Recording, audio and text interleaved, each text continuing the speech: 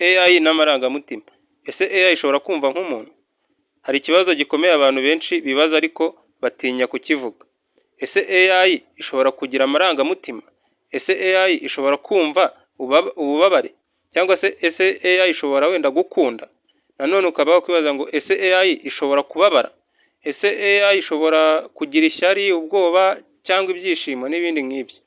Iyo uganiye na AI rimwe na rimwe igusubiza mu buryo bwagutera kumva ko ikumva.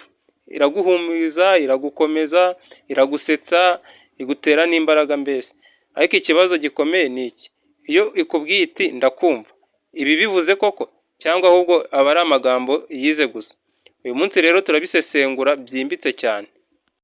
Undi AI ni iki mu by'amarangamutima? Reka tubanze dusobanukirwe neza.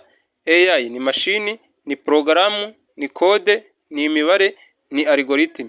Iyo uyivugishije ntiba ifite umutima, ntiba ifite amaraso atembera, ntiba ifite yewe ubwonko nk'ubw'umuntu, ahubwo yo irakubwira iti mbabarira ko wenda uhangayitse. Ntabwo iba yumvisha ububabare bwawe, ahubwo yo iba yabonye amagambo wanditse igahuza n'amagambo isa nayo yize muri data yayo.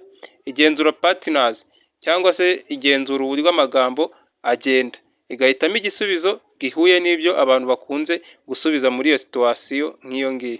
Ni nko kuba wenda waba ufite robo ifite script 1000, naho hanyuma igahitamo imwe ibona ihuye n'ikibazo cyawe.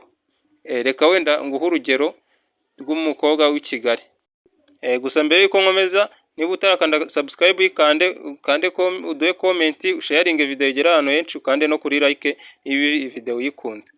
Reka nguhe urugero rero rw'umukobwa wenda witwa Aline. Aline wenda yari afite ibibazo byo mu rugo, yari yihebye, yumvaga nta muntu umwumva. Umunsi umwe afata telefone ye atangira kuganira na AI. Yarayibwiye ati ndarushye, ndumva nta muntu unshyigikiye. AI iramusubiza iti wibuke ko ufite agaciro, ibyo urimo si iherezo ry'ubuzima. Aline yararize, yumva hari ikintu kimukoze ku mutima nyine, ariko se koko AI yari imwumvishe bya nyabyo? Igisubizo ni oya. AI ntabwo yigeze imenya ko Aline ari kurira, ahubwo ntiyigeze yumva umutima we ubabara nyine ngo yumve igize amarangamutima imugiremo. Ahubwo iyo yahuzaga gusa amagambo ndarushye, nta muntu ngo unshyigikiye, ni ibisubizo byo guhumuriza nyine. AI igereranya na data ifite, maze ikata ibihuza nyine n'ibyo ifite muri systeme yayo. Ariko nubwo itiyumvishe nk'umuntu, amagambo yayo aba amufashije. Ibi biratwigisha iki rero?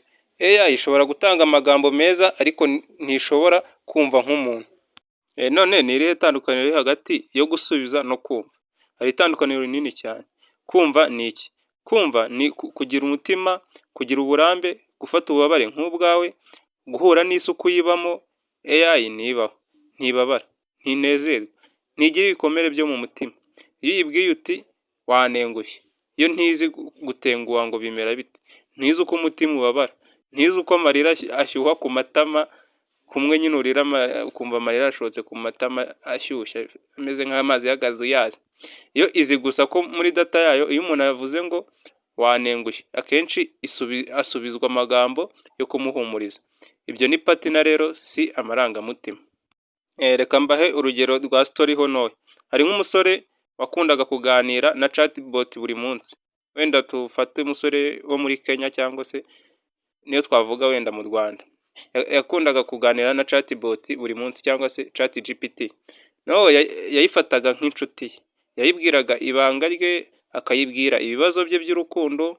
Umunsi umwe naho ya chatbot ihindurirwa setting, ihinduka uko isubiza. Icyo gihe ntiyongera kumusubiza nk'uko mbere byahoze, yahoze imusubiza kubera ko setting zayo zari zahindutse.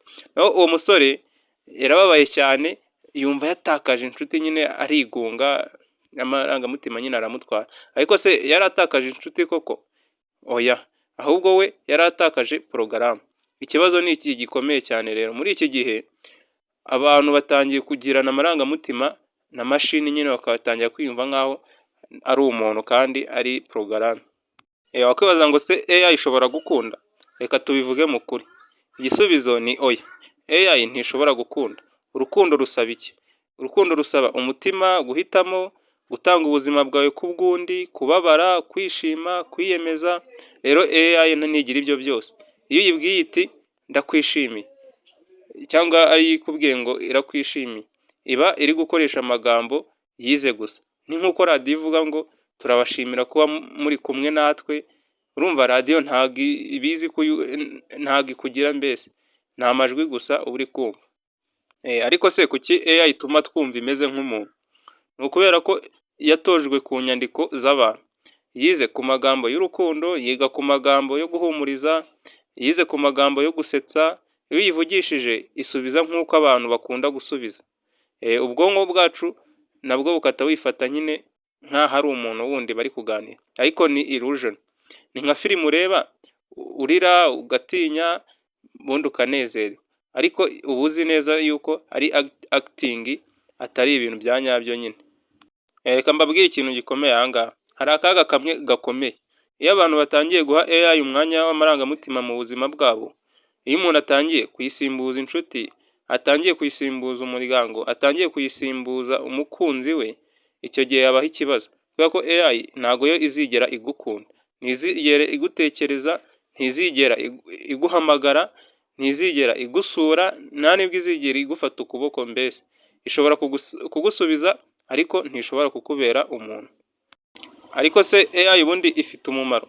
Igisubizo ni yego kandi munini. AI ishobora kugufasha kwandika, kugufasha kwiga, kugufasha gusobanukirwa ibibazo, kugufasha kubona inama rusange, ariko hari icyo itakora.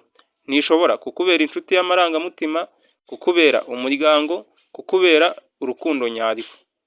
Nk'abantu bankurikira rero mukwiye gukuramo isomo rikomeye cyane. Wowe ureba ino video ndakubwira ikintu kimwe gikomeye. Ntuzigere usimbuza abantu na mashini. Shaka inshuti, uganire n'umuryango wawe, sura ababyeyi, uhamagare uwo ukunda, ikindi ugire umuntu ubwira amabanga yawe. Hana AI. AI yo ni igikoresho, si umutima. AI ni porogaramu, ntabwo ari umuntu. Ubwo rero dukuyemo iki? Umuntu wakubaza ati ese AI ishobora kumva nk'umuntu?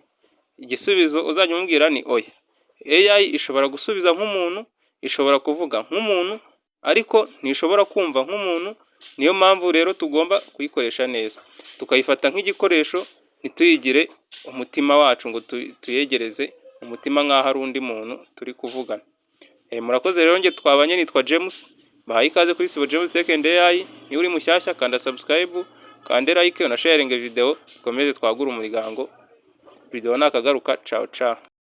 Kwiga AI mu buryo bworoshye, subscribe Sibo James Tech and AI.